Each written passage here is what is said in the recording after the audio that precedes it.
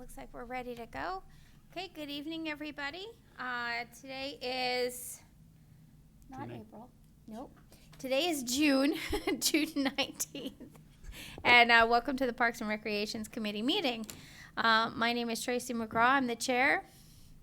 I'm Laura Janes, member. Josh Toms, member. Matthew Brown, student representative.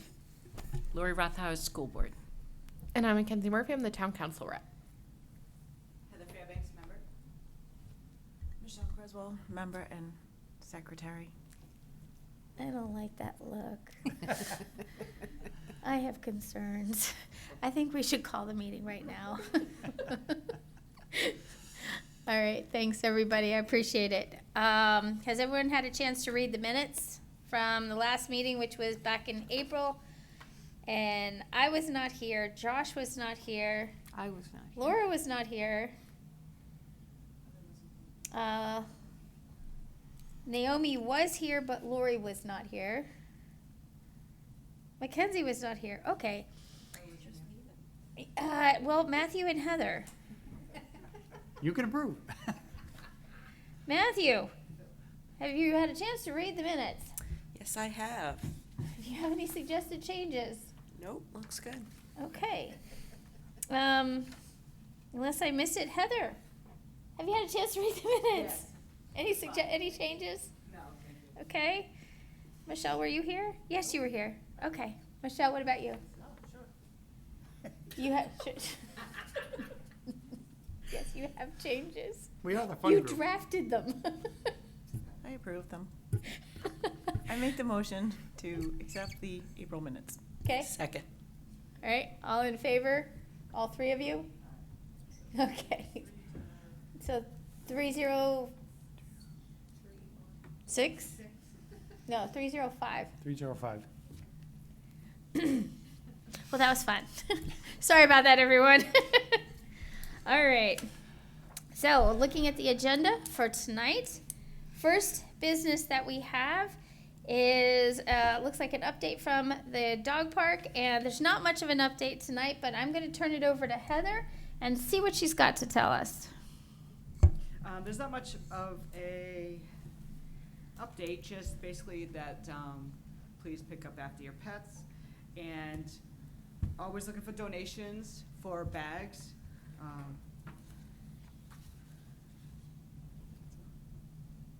Microphone. Okay, and I'm looking for donations for a pet shelter of some kind. So, are we talking about a shelter for the pet parents, or are we talking about? It would be some sort of shade, whether Okay. it be for the pets or the, usually in the warm weather and the sunny weather, they sit by their parents anyways, but there isn't a lot of shade. So I don't know. I tried to contact the Boy Scouts a couple months ago and didn't hear back, so Okay. just thought I'd bring that up again. It comes up about once a year, but I think now that we've got you out there at the dog park, we might be able to push this a little bit harder. So maybe, Matt, if you hear anything from any of the scouts, I think they're the Scouts of America now, or is it Scouting? It's a different name, and I want to be PC. Yeah, I don't remember exactly what they're called now, but.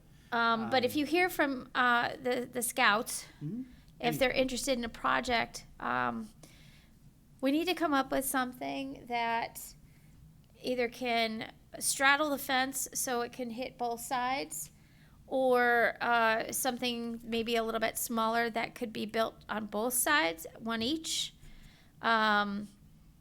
It's not going to be meant for the parents to just sit there and have, just talk. It's going to be really for protective shade, because it does get hot in the summertime. The dogs dig to try to cool off, which then, of course, brings more problems. So if you hear of anybody, and if anybody else around here hears of anybody who's interested in doing something like that, we might be able to put something together. If we have to present it to the town council, maybe we can even have some volunteers do it if the scouts can't, or they have other projects going on and can't do it. Yeah, we've had it, maintain a running list of potential projects, and that's one that's been on our list for a couple of years now, and just, we haven't had any scouts, Boy Scouts or Girl Scouts, take us up on it yet, so. Because we always give suggestions, but sometimes they come in with their own ideas too, so. I think might be a good idea, and Heather, if you want to try to work on something like this, is kind of get an idea of what we're looking for and have some options, and then see what's going to be feasible. And I'm saying it to you because you're there all the time with people who may have suggestions as well. Yes, I could look into that. Okay.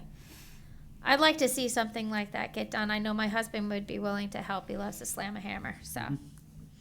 The next, I'm going to hand over to Matt. It's a report on Nora Campbell's theater project over at Wasserman. Right.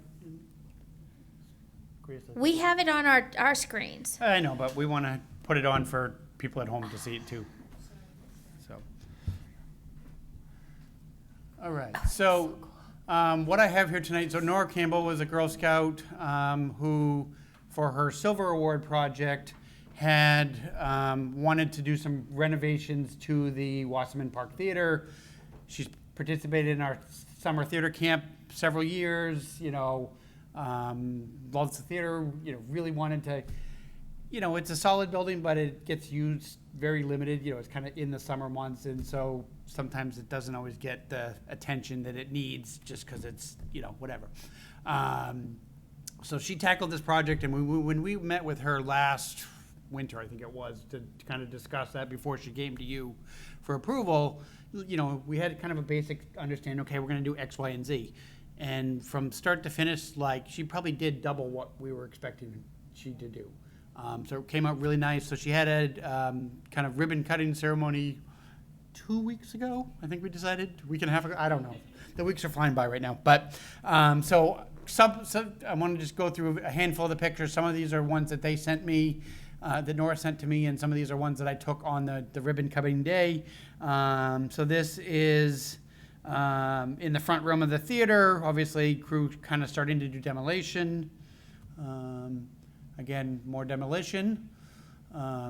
Replacing ceiling tiles, just heavy-duty cleanup, and they worked all winter long on this, so it wasn't just in the last weeks or whatnot, but kind of reframing walls. They actually got a large donation they got a lot of donations from a bunch of people, but Home Depot apparently gave them this barn board that they were getting rid of and said, here, we're going to get rid of this, take it. And so they made this whole kind of feature wall in the front entrance of the theater. Just really classes it up because, again, it was old, stone, concrete, whatever. Obviously, again, replaced all the tiles. There was an old closet here that was kind of beat up. There was two closets, actually. There was one on this corner and one kind of behind where she's standing. We took out the original closet that was on the front wall, but then she rebuilt this closet on the side for storage. This is a little hard to see because it's small, but it was kind of a group shot from the ribbon cutting. There was probably about 50 people here that day, including some here in this room, so that was really nice. That's the closet again. So one of the pieces that you really want to focus on is when you're sitting in the audience in the theater down there, you have a direct line of sight. You can see everything backstage, and there's no way to block it, or there wasn't previously. And so one of the things she built was 2 sets of wings, two on either side of the stage, that basically gave hide points. So you don't see all the behind the scenes, the props, and people waiting for their scenes to come out. And so this was them building some of that. And excuse me, you can see 2 of the walls to Nora's side there in this particular picture. This was kind of the overall side. So looking from the audience, now you can't see anything kind of backstage anymore, which is just much nicer. And then the other piece was the basement. And this was something she really wanted to work on. Again, it really gets used during our theater camp week. And it was an old dingy basement and had been for 30 years. And so again, all brand new, siding and paint and siding, paint, photos on the walls, new light fixtures, just really cleaned and brightened up the stage, new furniture. And let's let's see if I can zoom this in at all. So we have 3 plaques in the front lobby now. The first one is obviously her recognition plaque. The second one on the bottom left is just the big sponsors that she got. And I know she had not only volunteers, but also financial sponsorships. But Home Depot, Laura's World Fund, hold on, Lions and Lioness Clubs, Merrimack Girl Scouts, Ron Novello Electrical, the Rotary Club, and Wilson Hill Building and Excavation. So again, lot of community support. Matt, just 1 second, if Yeah. I could. Yeah. I just wanted to point out the donations that came. In case anybody's wondering, it's actually in alphabetical order. Just in case anybody's questioning the level of donations, it's in alphabetical order. And the Lions Club showed up. I know they were there as well. Yeah. But just wanted to point that out. Thank you. I wasn't aware of that, but it does make sense. Now, looking at it closely, I do see that. And then the third one is actually a plaque in memory of, Debbie Wassman, who was the daughter, who, was a, big lover of the theater. And we actually have written into the deed of the property when the town took it over that there would always be a public performance held at Wasserman Park every year, which is kind of cool. Excuse me.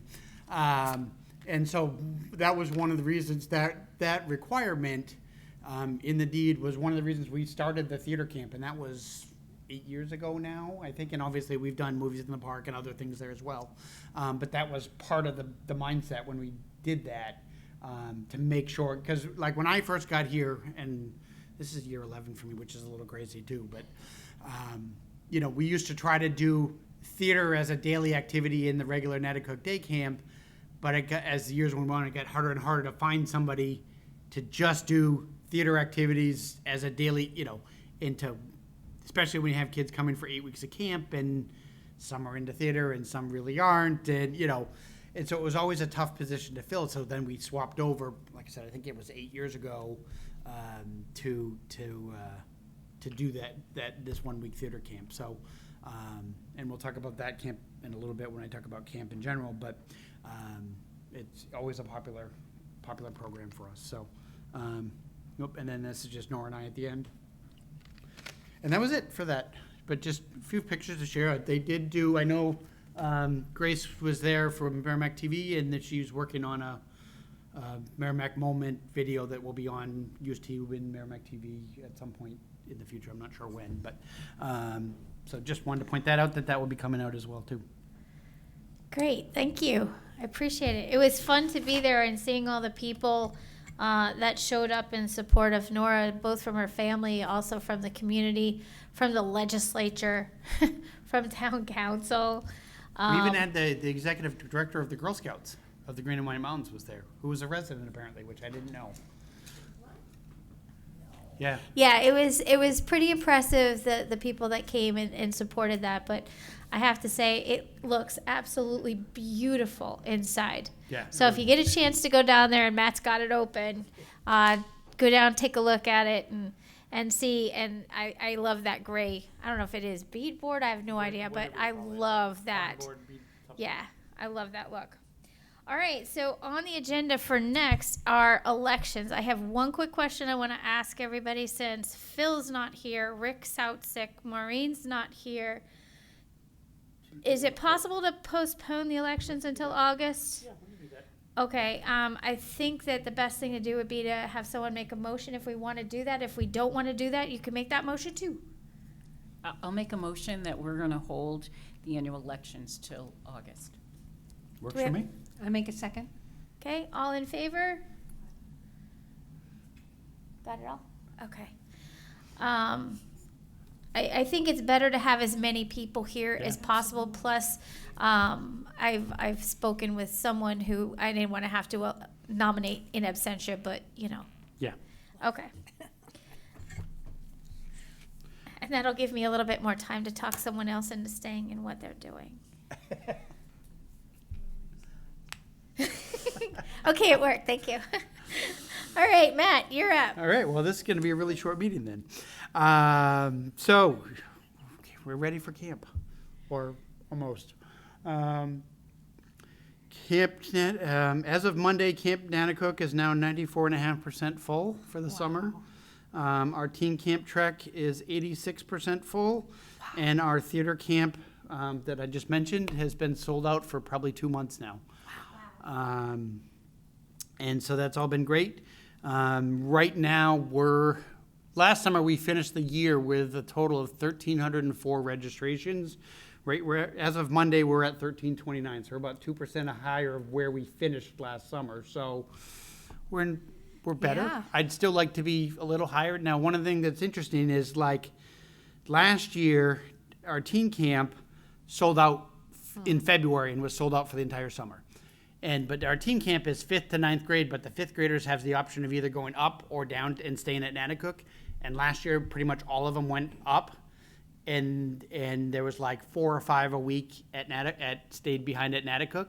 And this year it's the exact opposite, which is kind of interesting. So, just age group of that grade, I don't know. But, but the nice thing is we are fully staffed.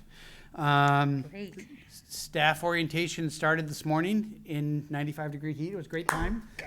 I have, I think, 6 air conditioners running in the function hall right now because we do not have central AC, and we did okay.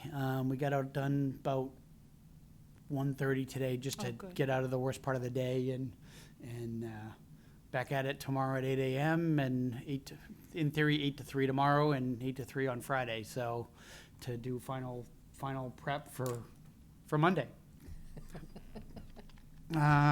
Orientation in the lake sounds pretty good. Well, that's part of tomorrow's task.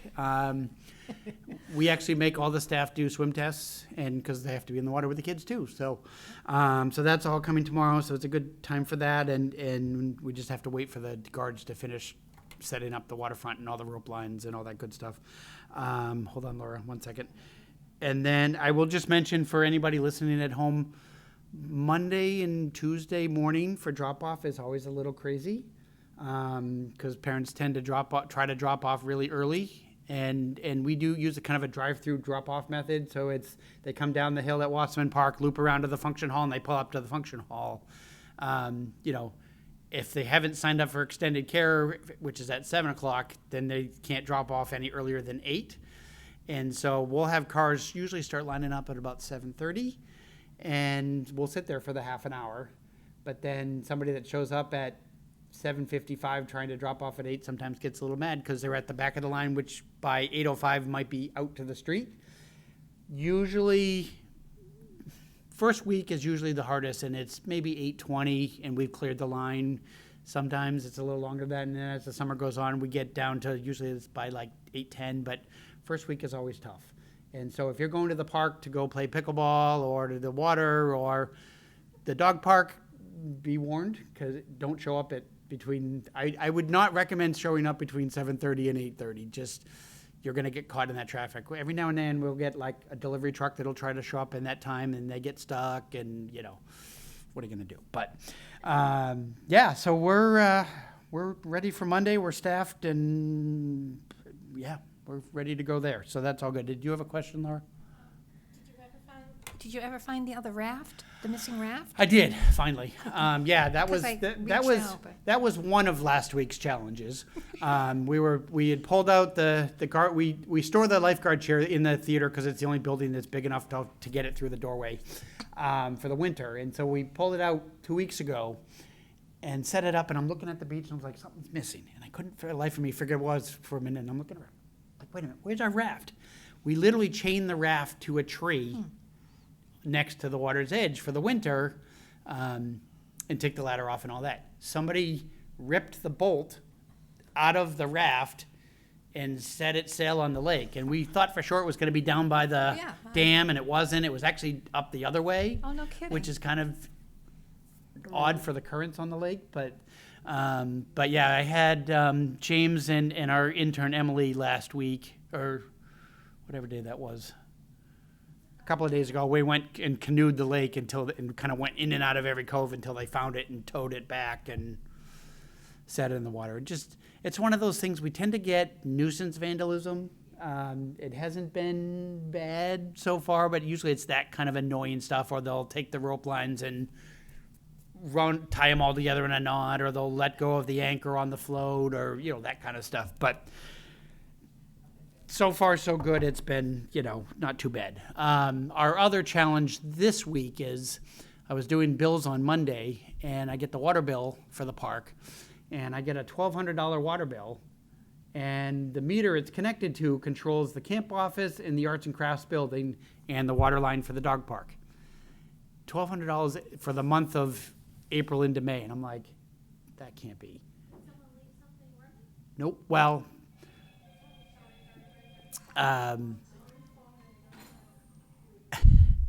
and so what MVD and DPW has been out there all week trying to figure out what's going on.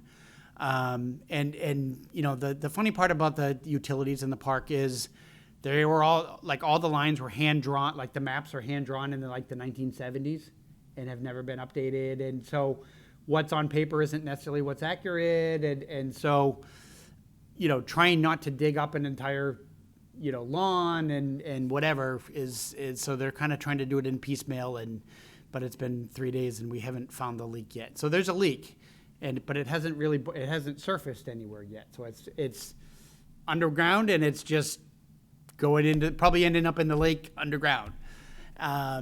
So like I said, DPW has been out there all week trying to find it, and we haven't had luck yet. So, but I'm obviously trying not to. It's like I need the buildings, especially with camp starting, but I also don't want to turn off the water to the dog park, which is also connected. So with the heat, especially with the heat. So it's a work in progress. That's our fun property challenge right now. Is there any way to break it down, separate? Is it not on? Thank you. Is there any way to break it down so that you can shut off the water to the dog park and something else and see if? No, that's one of the problems, is that the system's so old, there are not individual shut-off valves for those. Like I said, it only controls, so that particular line used to control the pool house building that we tore down a few years ago. It used to also cover the old Wasserman house that got torn down a number of years ago, and then it was the camp office and the arts and crafts building. But like I said, I don't know if it's the leak's somewhere deep underground and then it's just staying underwater and it's going right all the way to the lake. I don't know, because we can't find it. So So we need a bunch of divining rods, is what you're saying? Pretty much. And they were actually out there with trying to find the metal clamps underground, and so that's a work in progress. But obviously we can't turn the water off, so we're going to keep wasting water at the moment until we solve the problem. So it's not a great answer, but it's the best solution, because again, one of those buildings is where our nurse needs is, and so their nurse needs sinks and toilets and all that for medical stuff, and I can't shut that off. And the arts and crafts is the other one, which is arts and crafts needs to be able to clean up after themselves, or it's going to get destroyed anyway. So What about on a interestingly enough, the garden is not on that line, which makes no sense to me whatsoever. The garden apparently feeds directly off the hydrant, which I don't think it's supposed to, but that's another problem for another day. So, the utilities in the park have long needed work. The other one that cracks me up is next to the t-ball field by the tennis courts. There's an outlet, and the outlet works.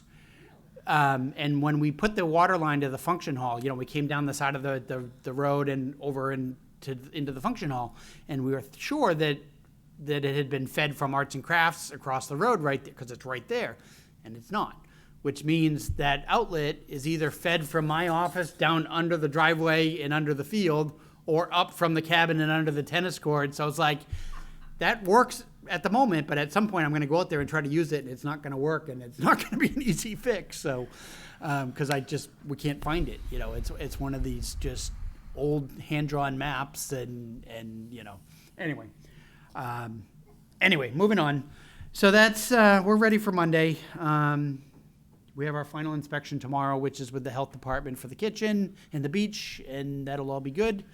And Let's not tell them anything about the water. yeah, well, no, that's they care about food and food prep, and they care about lifeguards on the beach. And That's fair. that they're ready. So that's all they inspect for. So we're good there. Moving on to events. Concerts were supposed to start tonight. And we made a decision this morning with talking to the band. It's like, it's going to be 96 at 6 o'clock.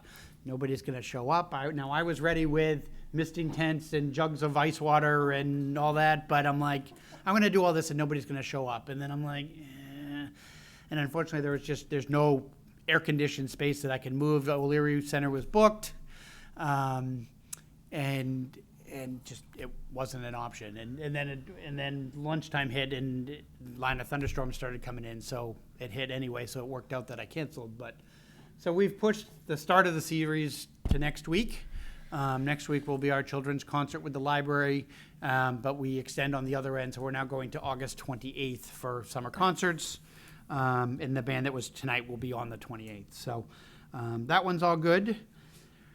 4th of July is coming up in 14 days, which is my next challenge as soon as I get camp open.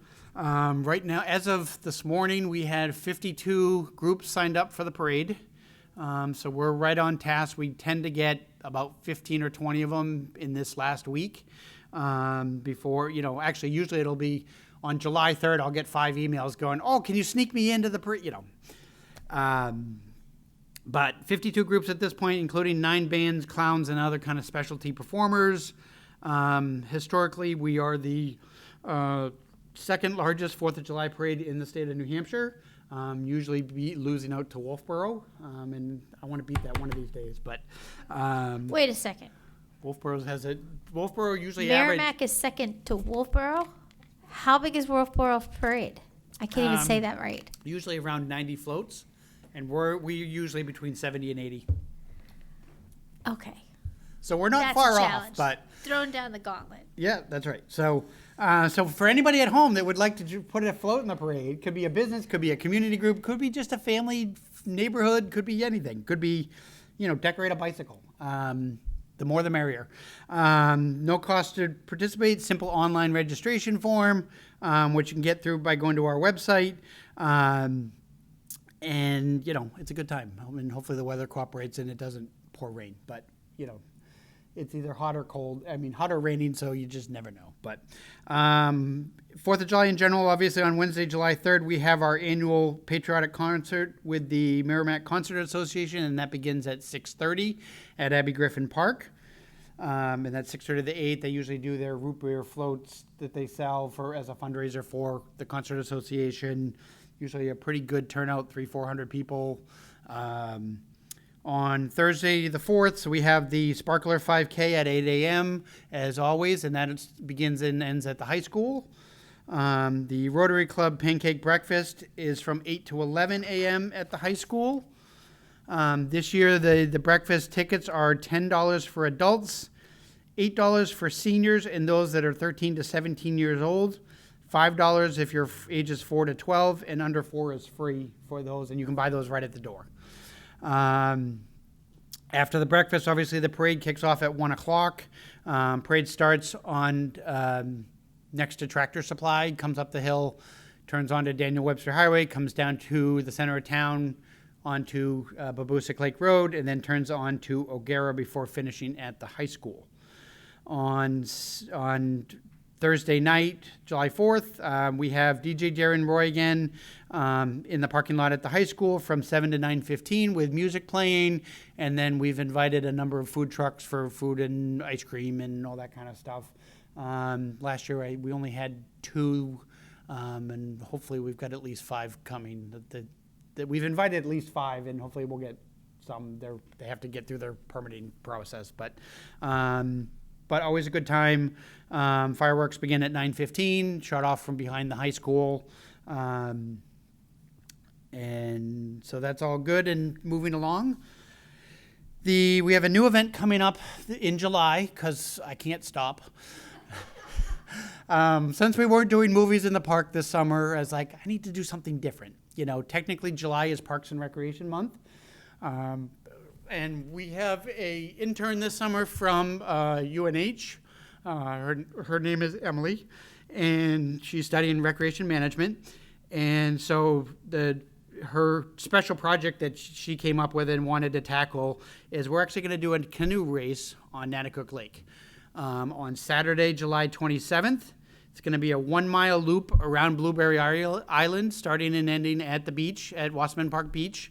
And obviously prizes for first, second, and third place in each of the age and group divisions. But there's an adult division, which is 18 and older. There's a youth division, which is 13 to 17-year-olds, and then there's a family division, which is kind of adult and child. And if you don't have your own canoe, you can rent one from us with jackets and paddles and all that kind of stuff. So again, something different to try and do, and we'll see how it takes off. And so registration is open for that. You can find those details on our website. And that is all I got. All. Okay. Nicely done, Matt. Exactly. All right. I can't wait to see what the next new event's gonna be. So I'm thinking we need something. I know. Ask Roman. He comes up with some fun stuff. I can't wait for the pumpkin race this year for Halloween.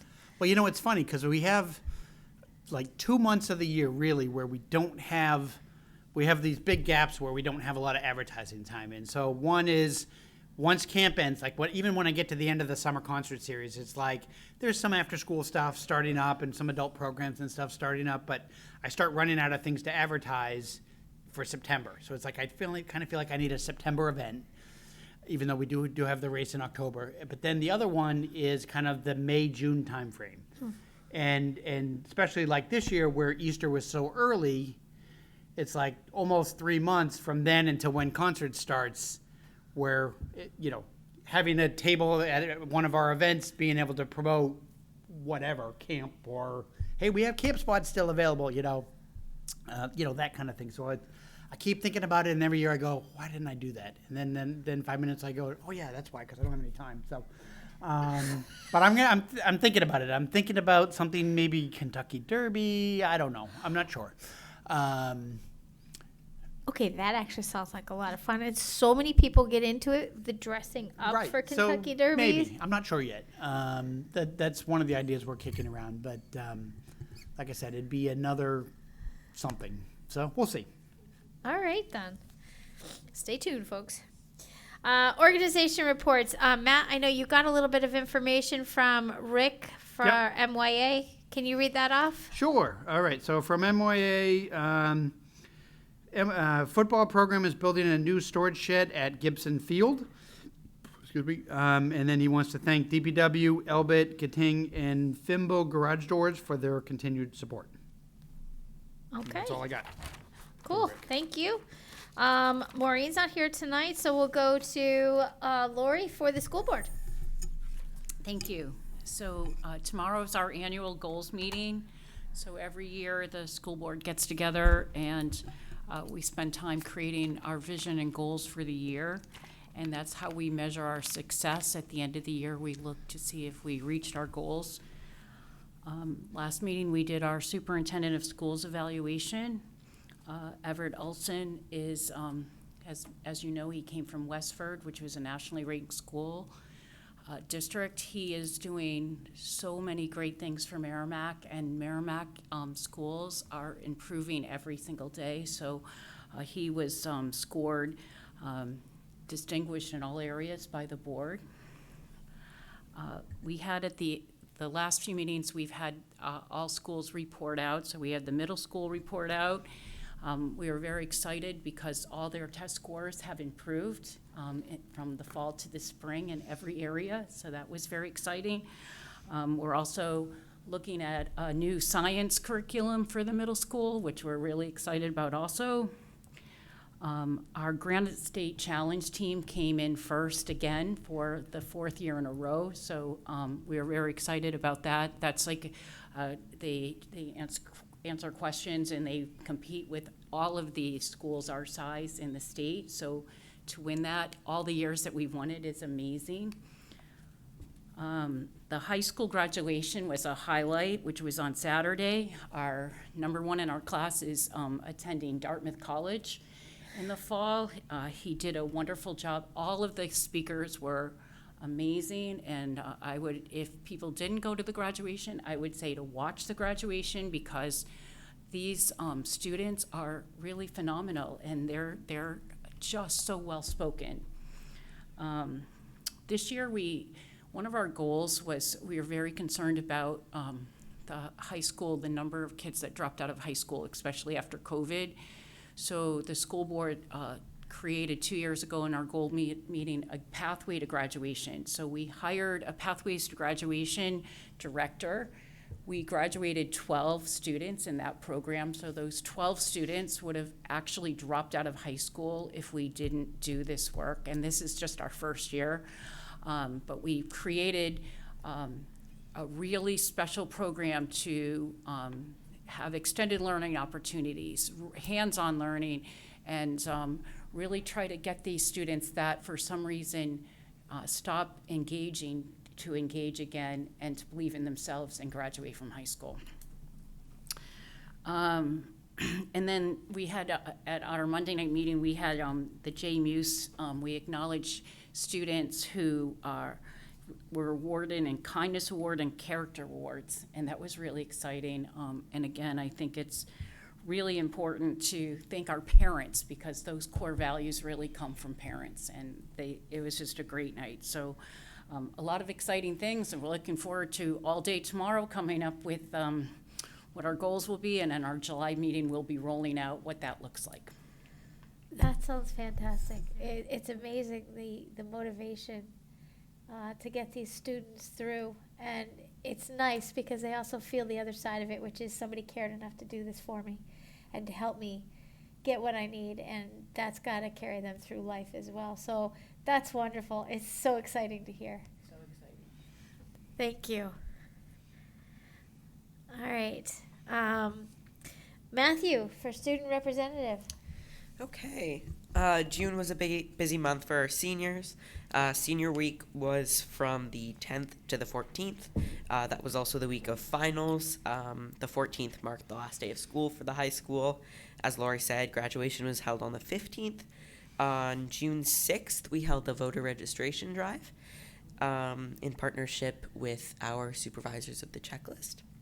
And then lastly, just a huge shout out to our speakers at graduation, the Merrimack High School Chorus and the Merrimack High School Band for performing. It was a great event. Thanks, Matthew. And like Lori was saying and Matthew was talking about, if you want to watch that, you can still watch it on Merrimack TV. I usually post through at least June, if not into July. You can still watch it, and you can probably also watch it online. I remember seeing it for a very long time. All right, Town Council, Mackenzie. Town Council, we had our goal-setting meeting today, all day from 9 to 4. And overall, we came up with 4 goals for this year.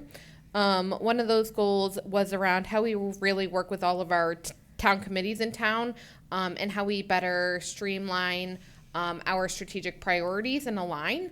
One of them was around the infrastructure for town. How do we better get the word out in regard to what the town is doing with the taxpayers and the voters of our town? And some of it was also around how do we best retain our staff and around the budgeting. So overall, a great goal-setting meeting today. A lot of ideas were put forward.